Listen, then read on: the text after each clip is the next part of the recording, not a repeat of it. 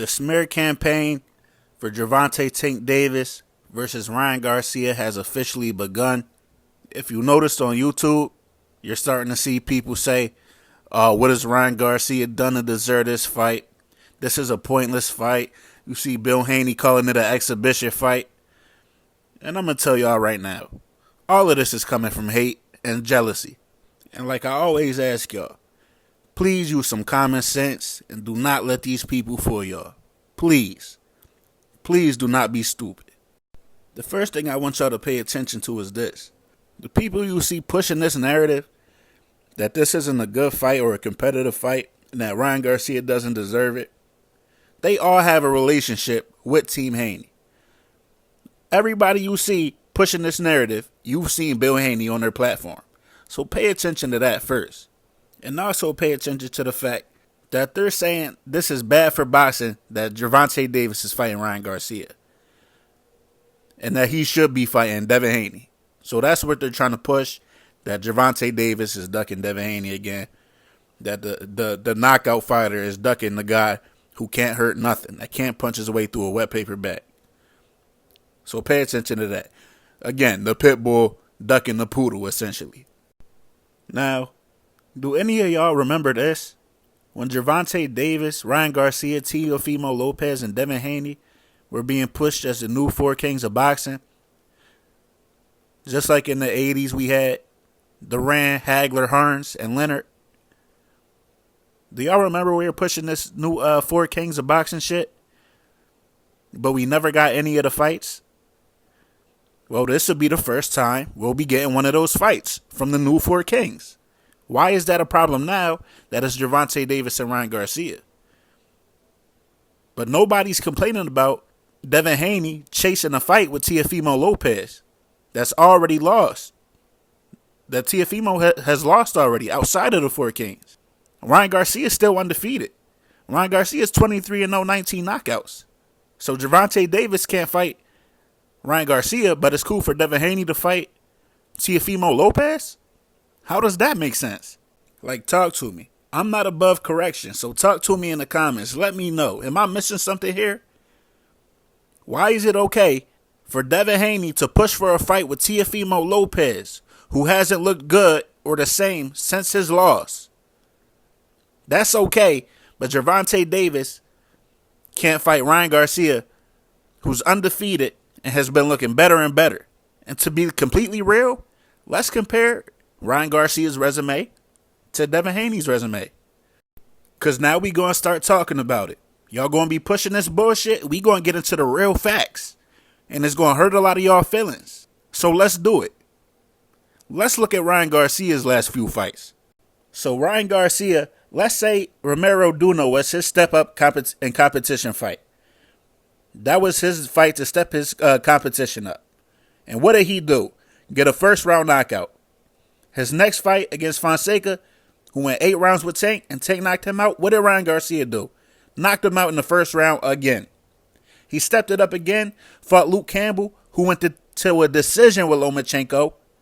And what did Ryan Garcia do? He knocked him out in the 7th round. Handled him better than Lomachenko handled him. Yeah, he got dropped, but after he got dropped, and before he got dropped, he controlled the fight totally. Then we know he pulled out the negotiations with Tank and was out the ring for a year for some mental health shit. He came back and fought to go. Didn't look his greatest. Y'all could say he looked bad there since he didn't get the stoppage. But after that, he came back and fought Fortuna and stopped Fortuna in 6 rounds. Like, come on, y'all. Y'all don't got to like Ryan Garcia, but y'all got to respect him. This kid is not no fucking bum. He's not a bum. He a weirdo. I think he weird. He be twerking and shit. But he's not a bum fighter. And his resume is very comparable to Devin Haney's. First, what we going to touch on, because we've been ignoring it for a very long time. We've been ignoring it.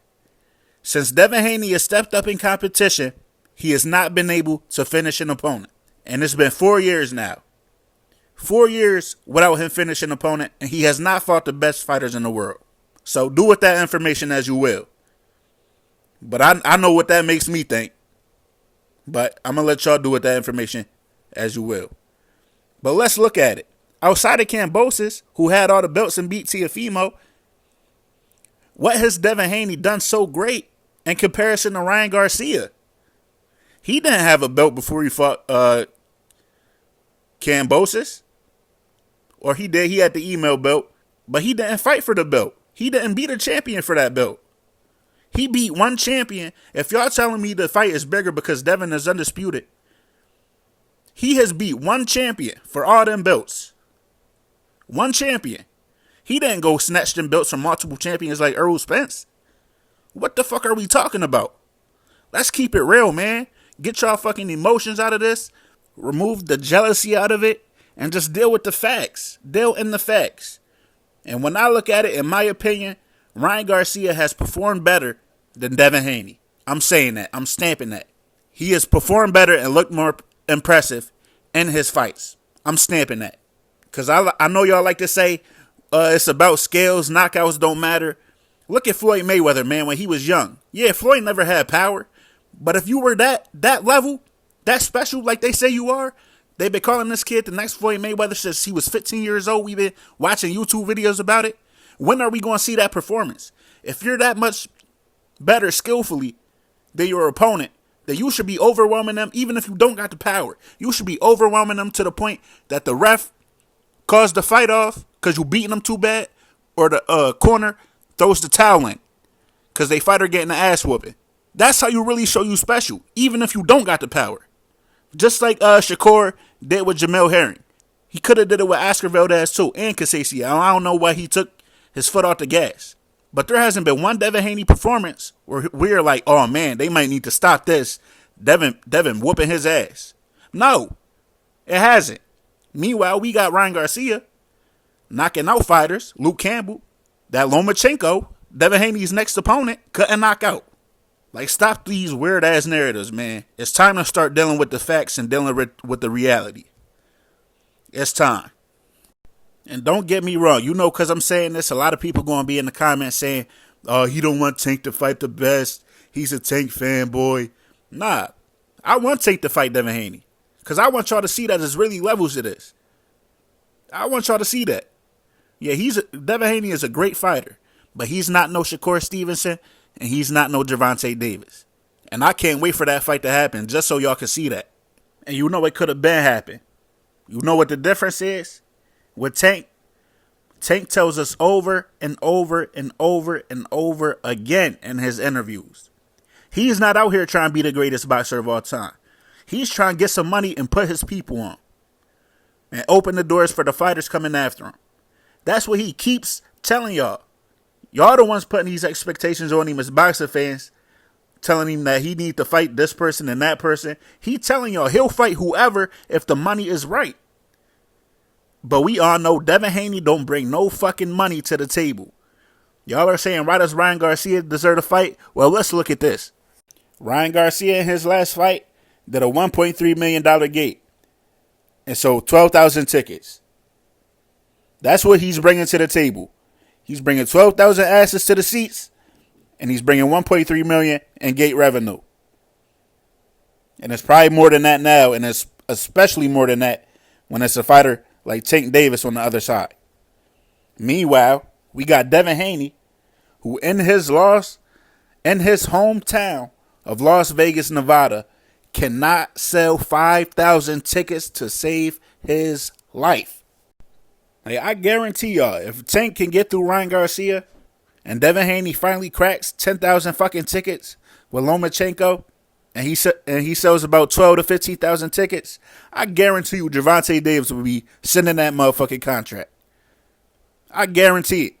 That's why I don't even think we going to see that fight, to be real, because we know he going to try to run on 140 and try to fight Tank at 140. We know he ain't going to fight him at 35. And we know he not fighting Shakur.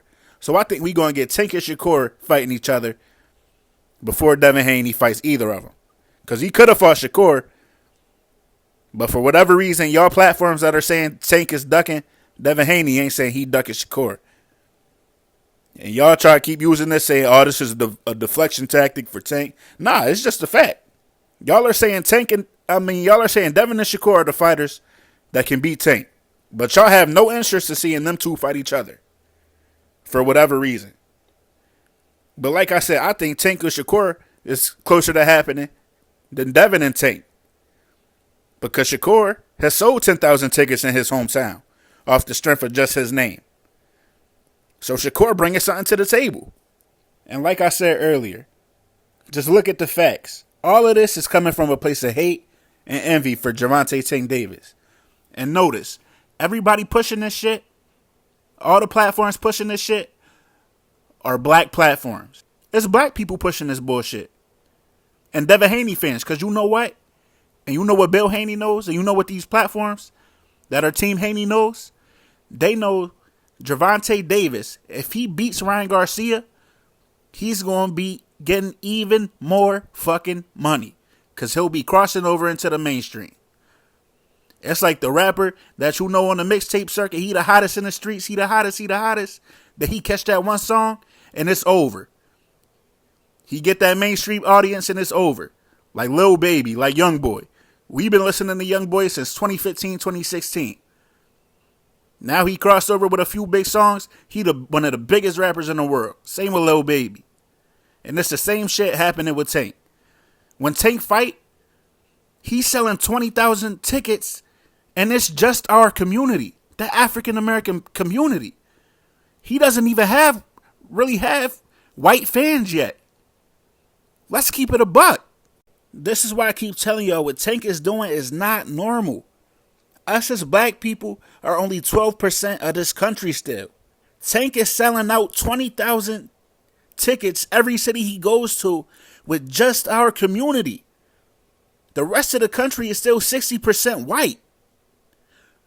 And that's the fan base he's going to be cracking if he can beat Ryan Garcia. So if he's selling 20,000 tickets now off just his name and just our 12% of the country, our small ass portion of the country, imagine when he taps into that white fan base and crosses over. He's going to be selling 40,000 tickets on his own. Like that's what's at stake for Gervonta Davis right now. That's why he's not taking Ryan Garcia lightly. And that's what he knows is at stake. He knows if he crosses over here, it's a wrap. The sky's the limit. And it don't even matter who he fight after that. He could fight whoever the fuck he wants seriously after that. Because it's going to be over. And they know this. But of course, they still hating on him. Of course, they don't want to see him be successful. They want to see him fail. They want to see him fall. They don't want to see him reach that. Even though they should. A kid who come from dirt, from Baltimore, has the potential, if he's successful in this Ryan Garcia fight. That's what y'all keep asking. What's at stake for Gervonta Davis in this Ryan Garcia fight? What does this do for him? That's what y'all keep asking. And I just showed y'all. I just told y'all. Mainstream success. Y'all see Ryan Garcia on these NFL commercials, NBA commercials, Gatorade commercials, all type of shit. If Tank beats him, that's going to be Tank in that position. And that's going to establish more money for him, for his team, for his family, to put him in a position where he can really retire after he fights Shakur and Devin. That's what that set up. Where he don't got to come work an analyst job in corny ass suits like Tim Bradley. Or he don't got to, God bless his soul, he ain't going to be walking on the street one night because he fucked up and don't got a car like Pernell Whitaker and end up getting hit by a car and losing his life. Rest in peace to Sweet Pea. But Sweet Pea, one of the best boxers of all time, had financial problems. With this fight with Ryan Garcia, that ends all that. This fight has the potential to end all of that.